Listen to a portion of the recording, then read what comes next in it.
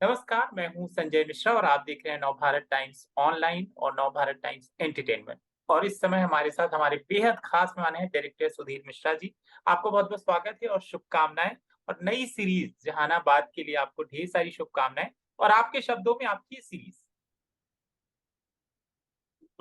एक जगह जहानाबाद सब जानते हैं, वहां पे एक हादसा हुआ था। एक जेल ब्रेक हुआ था।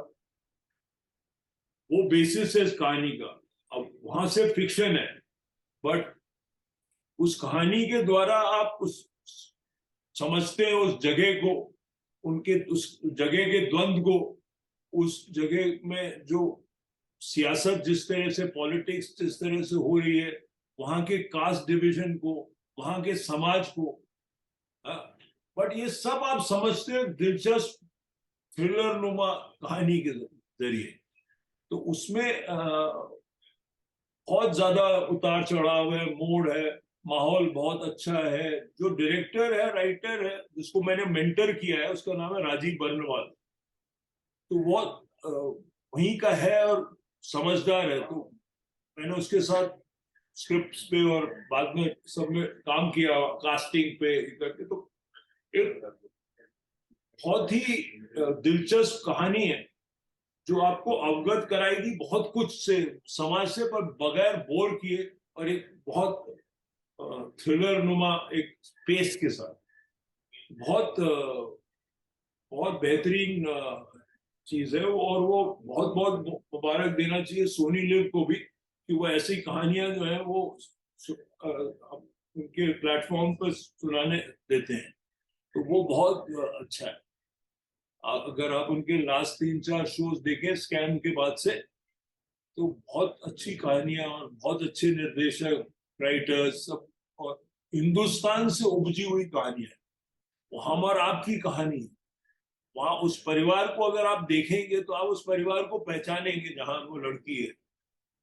वो आप सिर्फ वो लोग नक्सल या ये नहीं है, भाइयों की कहानी है, रिश्ते हैं। उस जगह का जो जो तरीका, तौर तरीका है, कल्चर है, रहने रहन सहन के तरीके हैं, जिस तरीके से सियासत वहां चलती है, वो सब आपको, आप जब निकलेंगे तो आप you know one kind of India, एक तरह की हिंदुस्तान से आप बड़े अच्छे वाकिफ हो जाएंगे, बहुत अच्छी तरह से। और आप एंटरटेन होके भी निकलेंगे। दिमाग को थोड़ा सा रहेगी, ठहरेगी ये सीरीज आपके दिमाग में काफी दिन। जी जी।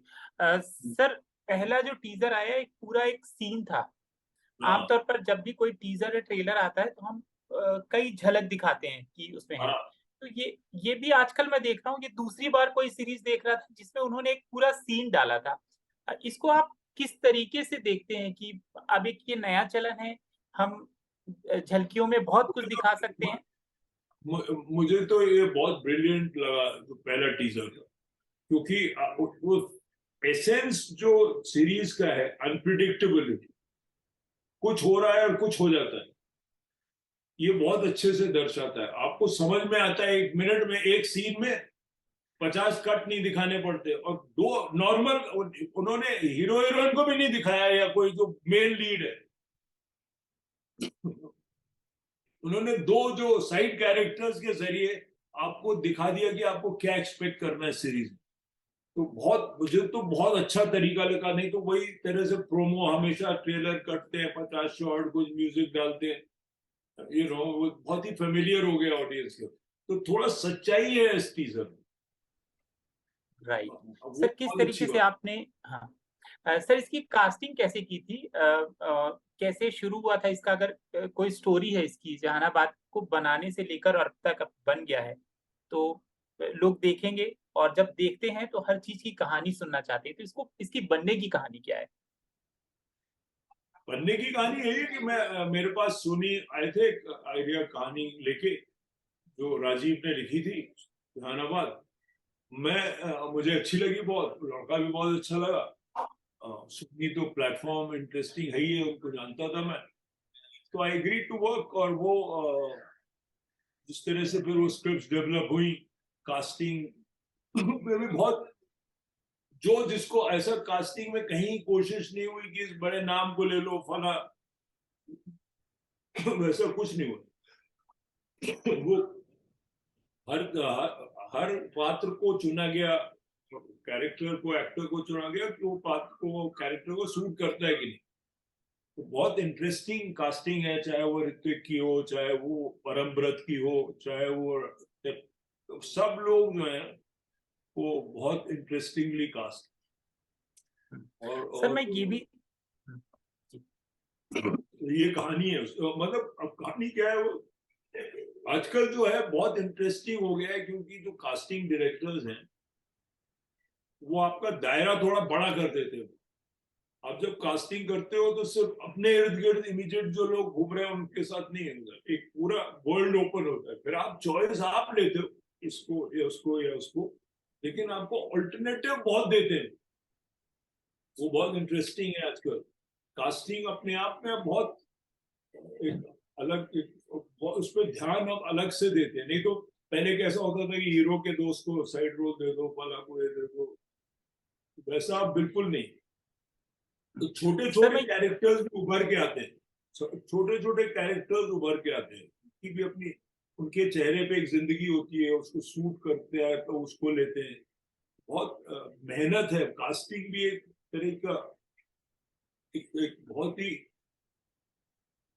जरूरी अंग है फिल्म मेकिंग का, हमेशा था। अब उस पर ध्यान ज्यादा दे। सर मैं ये देख रहा हूँ आप बहुत इंजॉय कर रहे हो ओटीटी को, और लगातार उसमें आप नया कुछ और लगातार ओटीटी में आप बहुत काम कर रहे हो। कितना अलग है फिल्मों से ओटीटी, और आपको आप बहुत एंगेज हो गए हैं, तो मुझे लग रहा है बहुत मजा भी आ रहा है आपको। और फिल्म लेकर कब आएंगे? नहीं, मजा इसलिए आ रहा है क्योंकि आप जब ओटीटी करते हो तो आप एक कहानी को बड़े विस्तार से सुना सकते। फिल्मों में 2 घंटे का वक्त होता है तो आप ये ट्रैक हटा देते हो। मिसाल के तौर पर जब आप उपन्यास को अडेप्ट करते हो फिल्म में, तो उसका एक हिस्से ही करते हो, बहुत चीजें छोड़नी पड़ती हैं। तो लॉन्ग फॉर्म में ये थोड़ा सा अभी ये आपको इजाजत है कि आप बहुत लंबी कहानी सुना सकते हो, पात्रों के साथ ज्यादा गहराई से उनके साथ रह सकते हो। तो वो इंटरेस्टिंग है। बट लेकिन कभी कभी वो लोग जबरदस्ती खींचते भी हैं, वो नहीं करना चाहिए। फिल्मों में तो हमेशा वापस जाऊंगा, वो अपना पहला इश्क है। और मैंने अभी भी बनाई अब्बा, जो 24 फरवरी को रिलीज होगी। अनुभव सिन्हा प्रोड्यूसर है, इस सीरीज प्रेजेंट कर रही है, नवाज और भूमि है, और सुमित व्यास है, और शारे भाशमी है, और सुमित कौल है, और डीजे भानु है, और बड़ी अच्छी कास्ट है। सर मुझे आपसे ये भी समझना था, जिस समय आप ओटीटी में बहुत काम कर रहे थे उस समय कई फिल्में रिलीज हुई हैं, लेकिन वो जो टाइम था जितनी भी फिल्में रिलीज हो रही थी अधिकतर फिल्में नहीं चल रही थी, बॉक्स ऑफिस में काम नहीं कर रही थी। तो ऐसा कहा जा रहा था कि ओटीटी आया है जिसका रिफ्लेक्शन ये दिख रहा है। फिर कई बार ये कहा गया कि साउथ की फिल्में खूब चल रही हैं, हिंदी फिल्मों का कंटेंट बहुत कमजोर है, बायकॉट ट्रेंड भी चला। मुझे आप समझाइए ना, आप किस तरीके से इसको समझ रहे थे और आप क्या कहेंगे इस पर? एक देखिए क्या होता है, एक हम डिबेट में गए थे अभी कलकत्ता में जेवियर्स कॉलेज में 3 दिन पहले। उसका सब्जेक्ट था कि क्या जो बॉलीवुड है वो यूथनेजिया अपने आप मतलब करवा रहा है, कि अब उसको खत्म हो जाना चाहिए। तो ये तो गलत है बिल्कुल ही, क्योंकि हिंदी फिल्म इंडस्ट्री जो मुंबई बेस्ड है, जिसको बॉलीवुड का नाम दिया गया, कई लोग देते हैं, वो जितना इस वक्त इसमें टैलेंट है उतना शायद ही कभी था। और जितना इस वक्त असली टैलेंट को मौका मिल रहा है वो तो कभी मिला नहीं। अब क्या है, कुछ लोग जो पहले थे वो पुराने ढर्रे में काम कर रहे। तो अब एक वक्त होता है, हिंदुस्तान में सिर्फ एक ही महान आदमी था जिसका नाम था सुनील गावस्कर। उसको पता था कब रिटायर होना है, बाकी बहुत लोग चिपके रहते हैं, है ना। तो अब वो एक फेज खत्म होगा, एक नया फेज आएगा। नौजवान लोग जो है, लड़के लड़कियां जो है, वो इस विधा को, इस फन को अपनाएंगे। अपनी कहानियां उसके जरिए सुनाएंगे। और आई थिंक अगला 10-15 साल जो है वो बहुत एक्साइटिंग है हिंदुस्तानी सिनेमा, इंडियन सिनेमा के लिए बहुत एक्साइटिंग है। और ये तो अच्छी बात है कि कभी साउथ की फिल्म अगर चले और कोई उससे सीखे तो क्या, हिंदुस्तानी फिल्म है तो है, उसको सीखना चाहिए। इनफैक्ट अच्छी बात ओटीटी से ये हुई है कि अब बंबई में रहता हुआ एक लड़का केरला की फिल्म को जानता है, एक दूसरे से एक आदान प्रदान ओटीटी की वजह से हो रहा है। वो जब वो वहां रिलीज होती तो आप भी देख सकते हो उसको।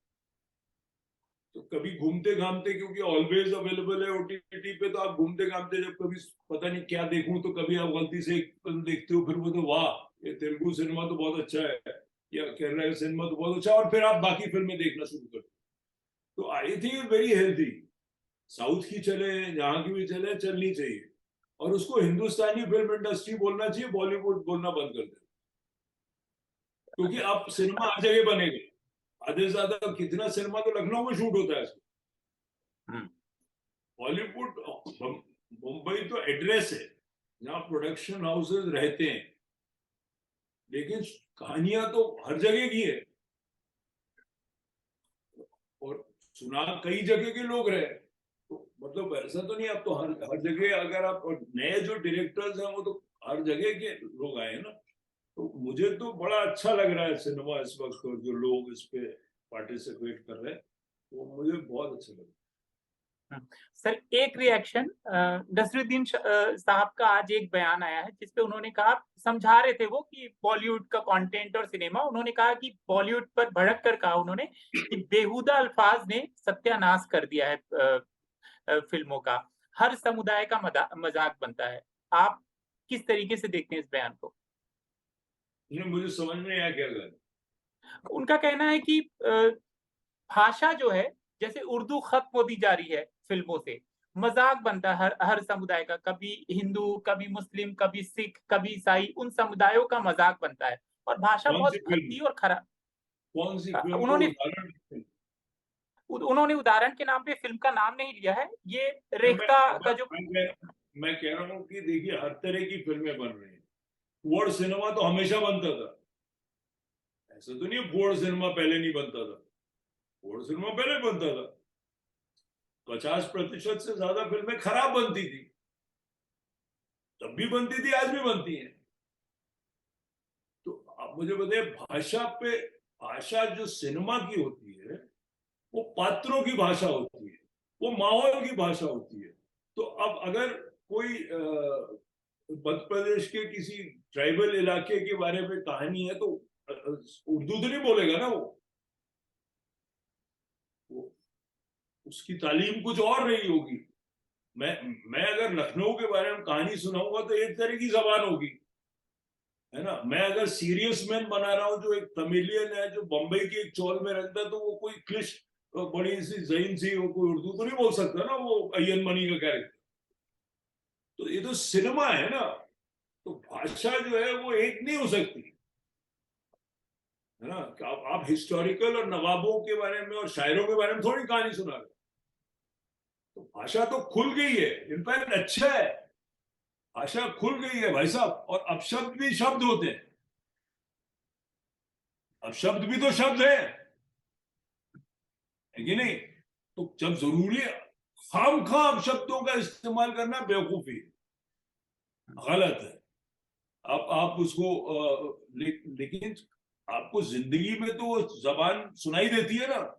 तो अगर जिंदगी को रिफ्लेक्ट कर रहा है सिनेमा, तो वो अगर सड़क के ऊपर फिल्म है तो सड़क की भाषा भी होगी, है ना। अलग अलग तरीके के फिल्म मेकर है, एक अनुराग कश्यप है, एक अनुभव सिन्हा है, एक विशाल भारद्वाज है, एक अभिषेक चौबे है, एक अमित मसूरकर है, एक राही है जो तुम्बाड़ जिसने बनाई। इतने सारे अच्छे अच्छे फिल्म मेकर आजकल यंगर लोग हैं। आप अगर निखिल अडवाणी का मुंबई डायरीज देखें या जो उसने प्रोड्यूस किया रॉकेट बॉयज देखें, और अलग अलग तरह के लोग अलग अलग। अब जब अगर साहिर के ऊपर आप मिसाल के तौर पे कुछ बनाएंगे तो साहिर की जबान अच्छी होनी पड़ेगी, वो एक अलग किस्म का आदमी था तो उसकी जुबान वो होगी।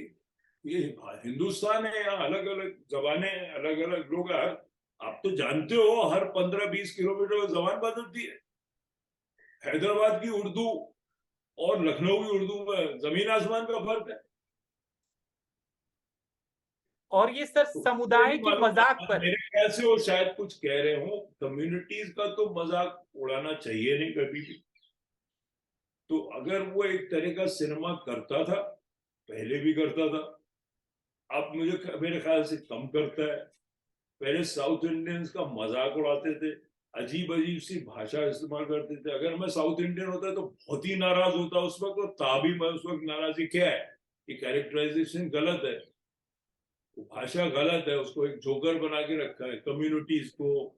वो पहले करते थे लोग, एक पारसी एक तरह का होता था, एक साउथ का आदमी एक तरह का होता था। वो स्टॉक कैरेक्टर्स जो होते थे ना, सरदार एक ही तरह से बात करता था। अब मतलब मैं तो पटियाला में रहा हूँ, मैं तो हजारों पढ़े लिखे ज़हीन इंटेलेक्चुअल सरदारों से मिला हूं, वो तो रिफ्लेक्ट नहीं होता था पुराने सिनेमा में। अब थोड़ा थोड़ा होता है। अब देखिए तो थोड़ा लोग बाहर के आ रहे हैं और हर तरह के, अब इतना नहीं कोई पारसी का मजाक उड़ाता है इस तरह से। होंगे जो जो बैड हैबिट्स अभी भी जो पुराने लोग बचे हुए हैं, जिनको और कुछ नहीं आता, वो कर रहे होंगे। लेकिन आजकल का जो यंगर क्राउड है और जो यंगर लोग हैं, वो इस पे यकीन ही नहीं उनको। आज जिस तरह से औरतें पेश होती हैं सिनेमा में, तो बहुत फर्क है। एक इंडिपेंडेंट आजाद औरत जो अपना खुद ही है और खुद मुख्तार है, और वो अपनी जिंदगी खुद तय करती है, और वो गलत होने का भी हक बोलती है कि मेरा गलत होने का भी मेरे पास हक है। वो उस तरह की औरतें कम थी पहले, अब है, धीरे धीरे आ रही है ना।